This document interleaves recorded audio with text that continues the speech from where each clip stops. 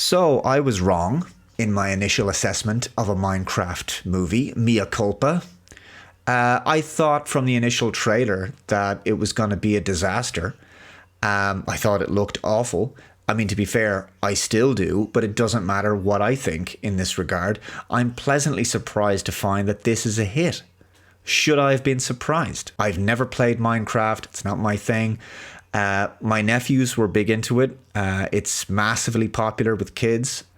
People watch Let's Plays of other people playing the game for hours on YouTube. It's a huge cultural phenomenon. So it has a fan base, a massive fan base worldwide that's large and dedicated. And I simply didn't understand this when I saw the first trailer. So I didn't know what I was talking about because I don't understand Minecraft. It's entirely alien to me, way outside of my wheelhouse. But not to its intended demographic of children who play Minecraft, and they know all of the little details and the references that mean so much to them in this movie. So I gotta say hats off to Warner Brothers. They've got a major smash hit on their hands, and it has the biggest box office opening of the year. Box Office Mojo has this: $157 million domestically and over $300 million worldwide first weekend. And it's a kids movie. So consider this. I could absolutely see this breaking $1 billion.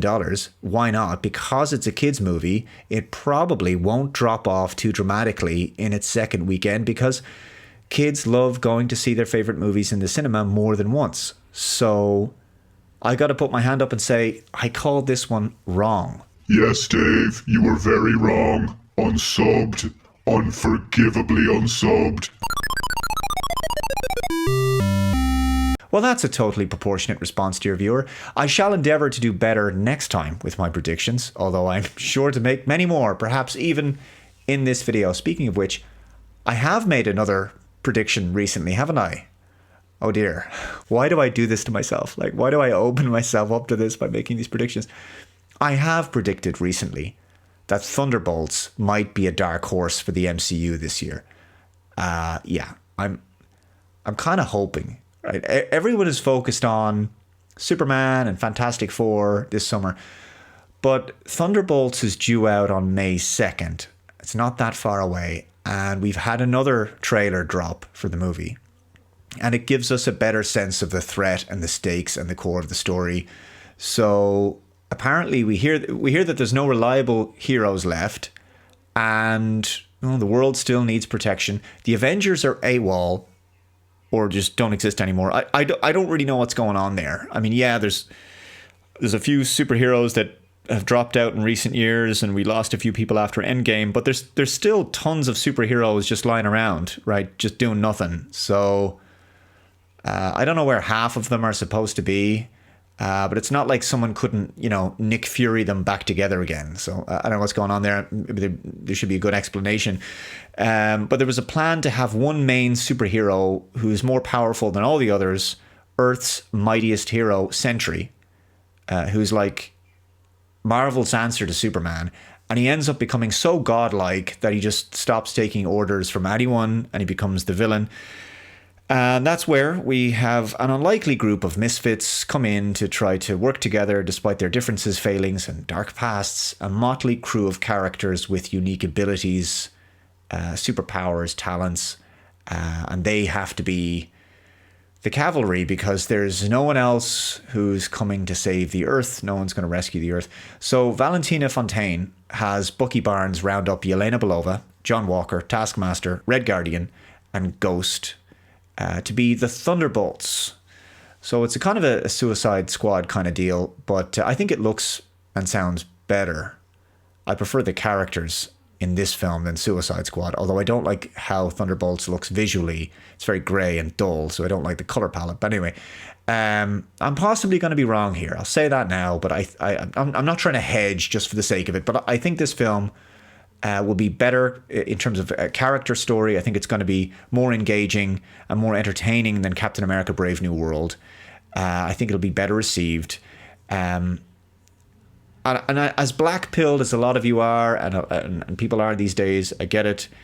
I approach these things with cautious optimism. Maybe because I'm an optimist at heart, perhaps. I see no reason why this film can't do decent numbers at the box office. And I'm kind of rooting for this film, actually. I want this to be good. I want all these movies to be good, especially considering it does have a lower budget than Brave New World. Thunderbolts did have some reshoots relatively recently, but no more than most movies have. It wasn't heavily reworked like Brave New World was. So the script was probably built on better foundations from the beginning, which is a good sign for the film. So it's got a smaller budget. It's got a good chance of breaking even, and maybe it'll even turn a tidy profit. Like I say, it could be the dark horse, could be the one that people are overlooking, and could end up being really quite good. Or Dave could be talking out his ass again. Another prediction I'm going to make is a major bounce back for the Mission Impossible franchise after the underperformance of Dead Reckoning. The new trailer to Final Reckoning is out now. And it looks like one of the main objectives in this story is to round out and give closure to Ethan Hunt's character, his story throughout the last 29 years. And they're kind of tying everything together from way back in 96 to now. The trailer looks fantastic. This is how you do a full theatrical trailer. Credit to the editors. They did a phenomenal job putting that together. Whether the film is any good or not, that remains to be seen, but I have high hopes for this. It has to be a good send-off. I suspect they've pulled out all the stops to make it better than part one, which was good, but it wasn't as strong as some of the others. Now, I personally think that the first film from 1996, Mission Impossible, that'll always be my favorite one. I have very fond memories of that movie. Because it's such a grounded, slower-paced conspiracy thriller, and it's that kind of conspiracy paranoia thriller. But I think the height of the franchise is what I would describe as the middle trilogy. So Ghost Protocol, Rogue Nation, and Fallout, they kind of feel like a trilogy in a way. You can watch those movies back to back, and there's such easy viewing. They're just great movies, and they stand alone brilliantly, but they do kind of interconnect as well. So I think this is going to be a great conclusion for this incredible Tom Cruise franchise.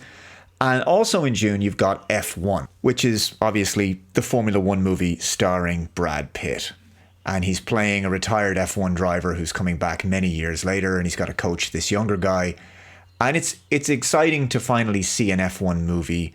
I was a huge fan of Formula One back in the day, especially in the 1990s and early 2000s. This looks like it's aiming to be very much a kind of a Top Gun Maverick type movie. Incidentally, Brad Pitt learned how to drive a Formula 2 car with an F1 body kit on it for just some of the most incredible onboard camera shots. F1 is massive anyway, and it's never been bigger, especially in the US now at this point. Formula 1 has finally cracked America in recent years, and this looks like a faithful, realistic insight into the behind-the-scenes world of Formula 1 and the politics and the drama and the egos and the on and off track action, the excitement, the competitiveness of it, the danger and the stakes. So I look forward to this one, and I suspect I'm going to enjoy it very much like I did Ford v Ferrari, something like that. And then you've got, of course, Superman and Fantastic Four coming in July, the two major juggernauts. And you know what's funny? I'm about as equally interested in these films, which is to say, not that much. I suspect they're going to be decent, but for some reason, I'm not that excited for them. Probably because I didn't like the first three Fantastic Four films, and I don't think we need another Superman movie at this point. Even though they're probably going to be great movies in their own right, it's just interesting. They're really going to go toe-to-toe this summer. There's huge pressure and box office competition because they're being released within a few weeks of each other. I think there's like 2 weeks between them or something like that. So it's huge competition between Disney, Marvel, and Warner. Because both studios are banking on these films being successful as part of a major creative course correction for their respective comic book franchises. In the case of Warner, it's a total reboot to rebuild a new DCU. So they're going to be big movies, obviously. And around the same time, you've got Jurassic Park Rebirth, which I have to confess, this does genuinely look like slop to me from the trailer. Like, I have no interest in this one whatsoever. The last few Jurassic Park movies were cures for insomnia. They bored me to sleep. But nevertheless, it's another big franchise film with a big enough existing audience, and this one stars Scarlett Johansson. So as you can see, summer 2025 is shaping up to be huge at the box office. I can't remember the last time we had so many big tentpole movies coming out, and big franchise movies too.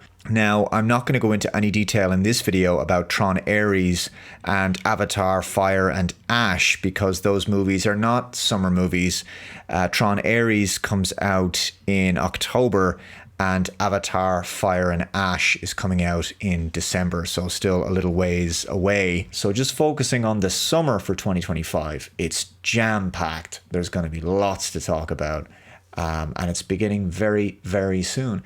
Guys, let me know your thoughts in the comments below. What are you most excited for at the movies for summer 2025? If you haven't already, please subscribe to the channel, hit that like button, hit the notification bell, share this video out there. Take care, and I'll see you in the next one. Bye-bye.